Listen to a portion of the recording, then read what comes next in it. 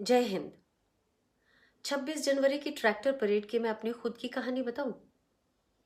स्वतंत्र लोकतंत्र के किसी भी उत्सुक नागरिक की तरह मैं भी सुबह गाजीपुर बॉर्डर पहुंची थी और जो उत्साहपूर्ण माहौल था वैसा मेरी आंखों ने बचपन में समझ आने से लेकर और अब तक नहीं देखा था। क्रांति के सुंदर गाने, कतार में लगकर चाय और रोटी लेते हुए हर जाति और धर्म के लोग, मेरे देश का चलता फिरता रंग बिरंगा लोकतंत्र वहां पूरे उठान पर था। सब मुस्कुरा रहे थे।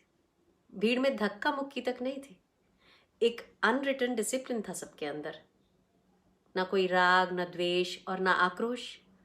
बस सबकी आंखों में एक अलौकिक आनंद और उम्मीद थी। जिसने भी वो आलम देखा बस अभिभूत होकर देखता ही रह गया था। मन तब और भी भावुक हो उठा जब रैली शुरू होने के समय यानी 11 बजे के बाद से सड़क के दोनों तरफ के घरों से महिलाएं, पुरुष और बच्चे निकलकर ट्रैक्टर और ट्रॉली पर बैठे लोगों को सल्यूट कर रहे थे, ठीक वैसे ही जैसे राजपथ पर करते हैं। हमारा भारत उस समय वहीं खड़ा था, खुद पर शायद गर्व भी कर रहा था। कुछ उत्साही लोग दोनों तरफ पीने का पानी और फूल लेकर खड़े थे, पानी पिला रहे थे, फूल बरसा रहे थे। माहौल में गेंदे और गुलाबों की खुशबू थी और मैं भाई दिलदीप का तिरंगा लहराता ट्रैक्टर चलाते हुए पत्रकार फ्रेंड मयंक, जुलेखा और विशेष के साथ बात करती जा रही थी। पूरा रास्ता खुला हुआ था और हमारे आगे चल रहे कुछ ट्रैक्टर्स के अलावा रास्ता खाली भी मिल रहा था। बस तभी मयंक ने अपने लाइव कवरेज में कहा कि हम दिल्ली की सीमा के अंदर आ चुके हैं और लगभग उसी समय दिलदीप को कोई फोन आया और उसने बात करने के बाद मुझसे कहा कि हम गलत रास्ते पर आ गए हैं। मैंने ट्रैक्टर साइड में लगाया और फिर रिवर्स में लेकर हम कट तक पहुंचे और वहां से फ्लाईओवर के नीचे आकर वापस गाजीपुर बॉर्डर की ओर यू टर्न लिया। लेकिन थोड़ा आगे जाकर जानते हैं हमने क्या देखा? पुलिस ने लौटने के रास्ते पर डीटीसी की 2 बसेस लगाकर रास्ता रोक रखा था। यानी कि गलत रास्ते की ओर जाते समय कोई बैरिकेड्स नहीं थे और सही रास्ते पर मुड़ने ना देने के लिए रास्ता रोका हुआ था।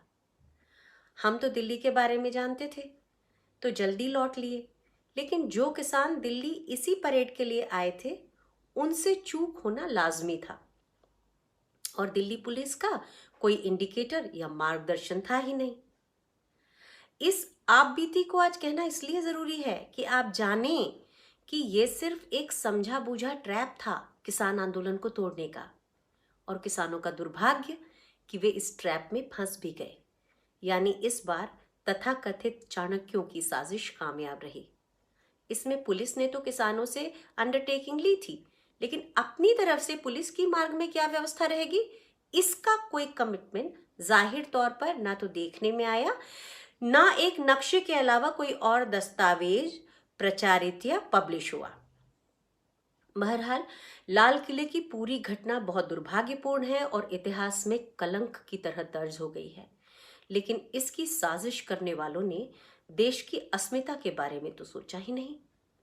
उनका लक्ष्य ही किसान को देश की नजरों में नीचा दिखाना था और आंदोलन को एक बारगी जैसे कुचलना था, और कम से कम प्रथम दृष्टया वे इसमें कामयाब हुए भी दिखते हैं।